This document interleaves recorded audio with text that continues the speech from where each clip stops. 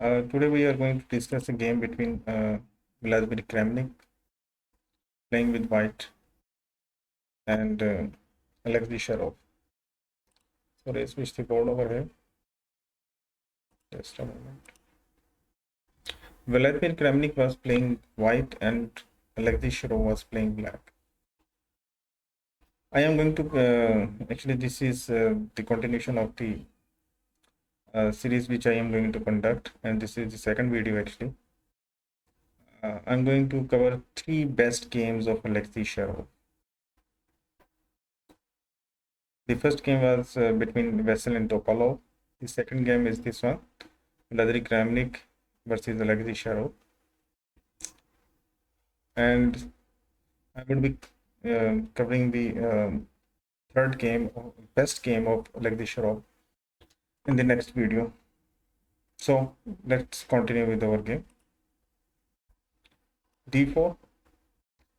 Vladimir Kramnik opted for D4. He usually plays D4, C4, knight F3. This was his repertoire. Knight F6 was played, C4, G6. Till present, it is not clear that black was going to play, whether he is going to opt for King's Indian defense, or he is going to opt for Pirkit defense, or he is going to opt for D5, the Grunfeld defense. F3 was played, immediately asking that I am going to take full control over this center. And D5. And this is the start of the Grunfeld defense. In Grunfeld defense, you give away the complete center to white and hit it from the flanks like C5 or E4 by this bishop over here. I have already made a very detailed video, 2 videos actually on Grunfeld. You may watch them. In this video, actually Vladimir Kramnik opted for a sideline, and that was F3. And I think this is the best way to play against Grunfeld defense. Instead of here, there is another continuation, which is C5. This is called the anti-Grunfeld Alekhine variation. After this, D5, D6. This is type of a Benoni structure. Usually in Benoni structures, you opt for this type of situations. And then E6, and white goes for this E4 moves. E4 was played in E4 might be, then bishop C7, bishop G5, E6, and queen D2. And this structure is known as anti-Grunfeld. Sorry, these white moves, or this black move by C5, these are considered to be an anti-Grunfeld defense. Okay, we come back to our main move in the game, and that was played D5. C into D5 is standard move. Knight into D5 is standard reply, still in the opening. E4, hitting the knight over here. Knight B6, knight C3, bishop G7, bishop E3, and castle. Remember that in Grunfeld defense, black first goes for castle, develops his bishop, and goes for castle, and he then attacks the center. Never do anything before doing castle. Always, if you are playing Grunfeld, then you are always going to do castle first, and then you are going to attack on the center.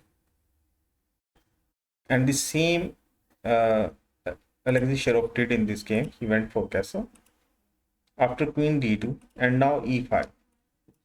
Sorry, E5, attacking the center. D5 was played, and C6, again attacking this pawn on the center. D5 pawn. H4 was played, and here black has different continuations. if you see through, black has different continuations here. We will look at both of them. The first continuation is c into d4, c into d5. Sorry, let me flip the board for you people. c into d5, this is the first continuation. After that, e into d5. White does not want to take from here and exchange this knight. This white's knight is better than this knight on b6 of black. So white takes with this pawn on e4. Knight d7. The reason behind is that knight is moving here to d7 to f6, and then it is going to hit this pawn on d5. Now h5 is played, as white might be going to castle king side and might not be. He might be keeping this king in the center. It depends. h5, knight f6, bringing the knight, also attacking this pawn and also attacking this pawn. Now h into g6 and f into g6, and long castle. Black goes for long castle over here. Queen d6. The reason behind the move queen d6 is that white want to hold this pawn for here.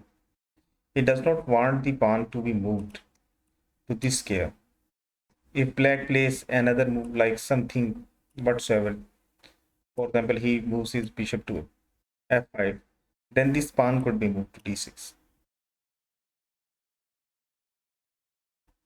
Our intermediate move that white can go for this g4 first, then bishop d7, and then he could go for d6. So here, what is the best move? And that is queen d6 first, holding this pawn on the square d5. After that, king b1, bringing the king out of the attack by white and developing the bishop with a threat on this king. And king will have to move, and king a1. Now queen b4. This pawn is not going anywhere. It can be stopped if you move it from now. Now black goes for the attack on this queen side, and white is going to attack over here on the black side. We go back to our main move which was played in the game, and that was h5. I'm not again going to flip the board, and that is h5. Now bishop e2 was played. Computer says that this is a dubious move, but the move computer gives me, I analyzed it and I don't like the position actually arising from it, because I think black is more developed than white in this position. I think that bishop e2 by Kramnik was a better move. Instead, computer gives d6 and c5. You must know the whole continuation till 12 moves, till next 10 moves, that you are sacrificing this pawn c5, and then after 10 moves you would be able to take this pawn on d6. Knight d5, protecting this pawn, but all the these pieces which are going to attack over here are going to come back because of the black's counter attack. We will see now. Knight c6, bishop into c5, taking the free pawn, bishop d7, d3. Don't allow the black's knight to come on c4 or a4. Rook c8 was played, and bishop e3. Bishop now coming back again over here, because this square is more important than this position of white's bishop. Bishop e6 is played, and knight d2, developing the knight, and might be bringing it over here or here and protecting this square, these two squares, the f4 square and d4 square. Knight a8, bringing back the bishop and going to say that I'm going to move this pawn over here or this pawn over here. I'm going to play a6 or b6. And this pawn is going to fall, then knight to c7 is better. Rook c1, queen d7, preparing to bring this rook over here, d8. Then going to prepare a6 and then going to take this pawn on d6. Bishop g5, trying to stop this rook from coming to d8, but f6 by black and bishop e3 back. Rook f d8. The load has been this protection. You can't protect this pawn on d6 anymore, because after king f2 a6, now your knight has to move. Knight bc3 and queen into d6, and here you may check that why I say that I like the black's position. If this knight is inactive, then this rook is more inactive. Whilst this rook on h1 is more inactive. This bishop is doing this job. It may come over here and then it will hold this diagonal, this diagonal. Queen is 12, both rooks are 12. Knight is doing a perfect job over here on c6, and this bishop is also doing a perfect job on e6. Whereas if you see that this knight on c3 is controlling this square, and this bishop is controlling this diagonal, and this rook is doing good job, but what are these two pieces are doing, or three pieces are doing, and the king is still in the center. So I did not like this position, which is suggested by computer. Instead of bishop e2, computer says d6, and but I have already analyzed that I don't think it is better. The move played in the game, bishop e2, is better indeed. After that, e into d5, knight d8, 7 and d6. Instead of here, rook d1 was also playable, but it converts on to the same position as arised in the game. So after d6, knight f6 was played. Bishop g5, rook e8, protecting this pawn on this e5 square, and going for this e4 break. Rook d1 was played, protecting this pawn twice. Bishop e6, best move. Knight h3. Want to develop this knight to f2. The plan in mind is that, and then e4. Putting pressure on this knight on an f6. Knight c4 was played, and this was actually a mistake. We have to think of deep when we, this card positional understanding and the best placement. We have to think the best placement of our piece. For example, in this position, if we look that over this rook on a8 is inactive, and we can make it inactive. How? If we play this move rook c8 first, then we play this move knight to c5, and after bishop into c5, then this rook will become active, and it, instead of taking with knight, it will instead of taking with bishop over here, then rook on c8 can take this bishop over here, and that rook can come to this d4 square and attack this pawn over here. We have to develop these kinds of plans in our mind while calculating, and grandmasters are also humans and they also make errors, but by analyzing the grandmasters games, we can develop our understanding. So the best move here was rook c8. That now I'm going to play this move, knight c4, and then I'm going to take this with rook. and then this rook can move to this rank, this whole rank it is going to control. Knight f2, knight c4, bishop into c4, rook into c4. The plan.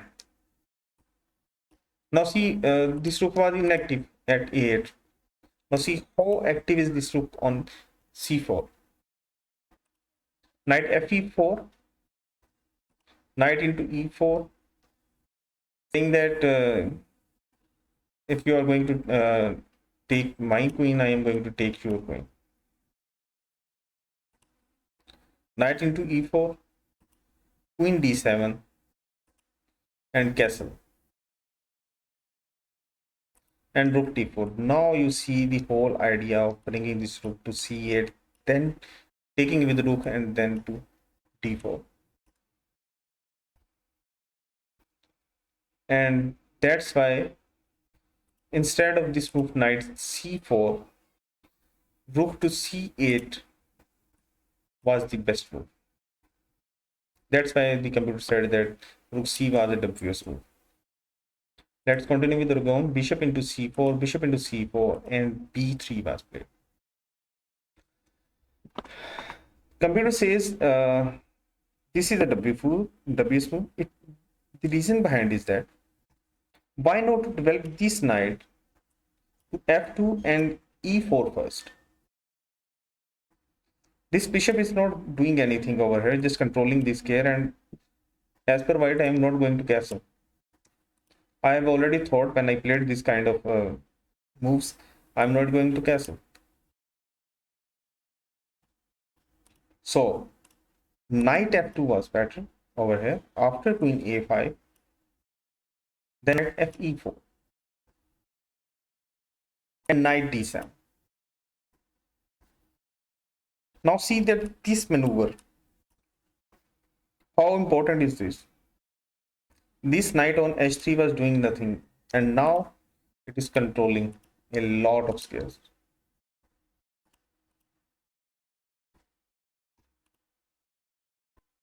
Doing a lot of things.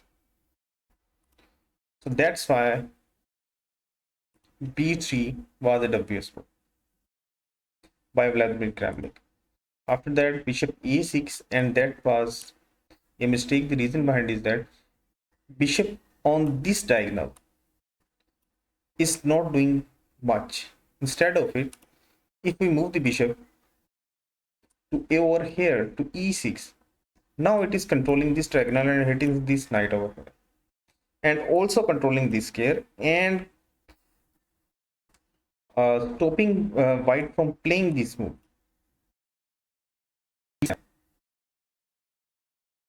That's why it was a mistake. That we need another defender of this d7 square. That's why the bishop to e6 was a better move instead of bishop to a6.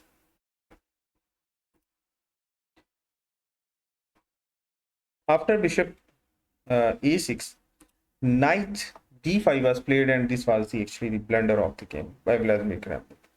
He had the advantage of a full pawn before this move, knight to d5. Let's understand why this move is a blunder. The reason behind is that when you have a passed pawn, the rule is always push. When you will push this pawn, this knight could not take it because it is pinned to this bishop. The rook will have to move to e6. This is one condition. And we can protect this pawn on d7. Our knight can come to f2 and fe4. And black is unable to place any type of pressure on this bishop on g5. We can't ask him to move from over here. So the best move instead of knight d5 was the move d7. After rook e6, bishop into f6, rook into f6, knight g5. Now this knight is got active. Rook f4, And now you may say that this knight may come over here or this knight may come over here. And this rook f4 looks like it's very active, but it is not very active. It's doing nothing. And this queen, after this move, queen d5. I'm threatening check on f7. You can't force to play me d something because I have already played the move queen d5. Now rook d4 moves does nothing. And you can't stop me by checking you on this f7. I'm going to build pressure over here by playing the moves like bishop f8, king f2, queen c7, and rook he1. Now this pawn is first going to fall. And I'm keeping the pressure. I'm keeping pressure on this pawn on f7. And I'm also keeping pressure that I'm going to play the move d8. That's why the move knight d5 was planted. After that, pawn was played by e4 as the king was still in the center. Why not to play the move e4 and sacrifice the pawn? You know that the king is center. Now black is better. The reason behind is that now his bishop is controlling this diagonal, the squares around the king. And after this pawn is gone, this rook is completely active. Black can't castle. White can't castle because of this eyeing diagonal of this bishop on a6. Now this bishop is better. So knight into f6 check was played, and that was a blunder which cost Vladimir Kramnik the game. Blunder by white. Instead of it, it was better to give the check over here. Knight e7 check, rook into e7, pawn into e7, and queen into e7. King f2 and queen c5 check. King g3. And now bishop d5. That I am going to move this bishop to c6. Sorry, c6 only. Queen d4. Trying to exchange the queens. Queen into d4, rook into d4, and e into f3, and g into f3, and knight g4. Reason behind is that this rook is threatened. Rook td1, and now the knight to h6. And this was the better continuation for black. And white. Instead of which he played knight into f6 check, it was better to play the move knight e7 check. So after that, bishop into f6, d7, and queen b6. In this situation, Alexei Shirov completely assessed the position. The king is in the center. Rook on e8 does not matter.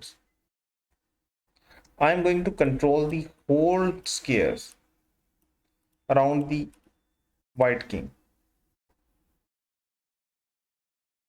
And I'm going to win this game. So queen b6 was played, controlling the complete diagonal and whole squares around the white king. Pawn into rook, rook into rook, e8, and queen e3, asking black to exchange the queens. Bishop into g5 first. We can't take it with the bishop, queen, giving back the piece. Now white has to give back the piece with the tempo down and worse position. So after queen into b6, this pawn is going to take f3 with check as this file is opened. So queen into queen, first bishop into h4 check, taking the extra pawn. King d2, then pawn into queen, f into e4, rook into e4, king c2, rook g4. And we all know that Alexei Shirov and Vladimir Kramnik, they both are extremely good endgame players. And here Alexei Shirov converted this endgame into in his favor, as white has 3 pawns, where black has 5 pawns, although these double pawns are not considered. But in this position, these pawns are good to stop these 2 pawns over here.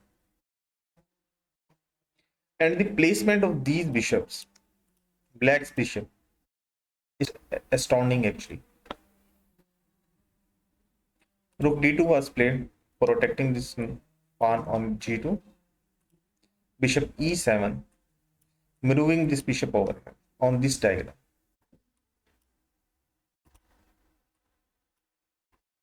Because it was not better over here. So, maneuvering this bishop over here. Rook g1, g1, again protecting the pawn twice. King g7, bringing the king to center. Knight f2 was played, hitting the rook. Rook f4, hitting the knight over here. Knight d3 was played and rook e4 was played. The white species are so cramped that they are just doing the protective defensive jobs over here. Whereas see that black's both bishops and rook is very active. And his majority on this king side of pawns wins him the game.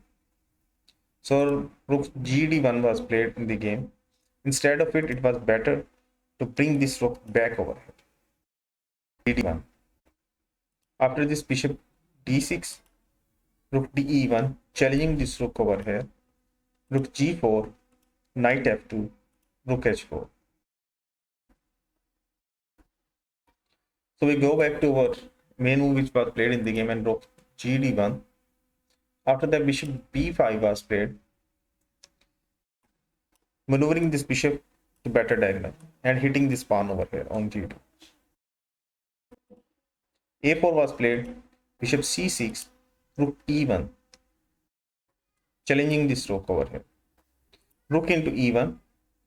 Now it's time to cut off one of the rooks of the board. Knight into e1, bishop d4. Rook e2, as this rook on e knight both were threatened. So rook e2, and now Alexei Shirov thoroughly calculated that if I am going to give this black bishop, I am going to still win this pawn, and this my pawn majority on king side is going to give me a win in the game. So bishop into e1, rook into e1, and bishop into g2. And after this, the game does not require any of the further commands, detailed comments, because it was so easy for black. Vladimir Kramnik tried, but it was all in vain. So king d2 was played, h4 was played, king e3 was played, bishop d5 was played. Instead of it, it was better to immediately play the move f5. But this game also, this move, bishop d5, is still better because it is hitting these pawns over here, pawn chain over here. b4 was played, h3, rook e2, and f5. Now these pawns are going to move forward, and white's rook can't stop it. Rook d2, bishop e4, king f4, bishop g2, rook d7 check, king f6, rook h7, hitting this pawn from the behind on h3, g5 check, king g3, f4 check, king g4. And here Alexei Shirov properly assessed that if he gives away this pawn on g5 to white, he is still going to win. by bringing his king to center, this king side, by shouldering the pawn on f4 to f3, then f2 and f1 queen. King e5 was played, b5 was played. So after that, here at present, Vladimir Kramnik resigned the game because there was nothing he could do in this position to save the game.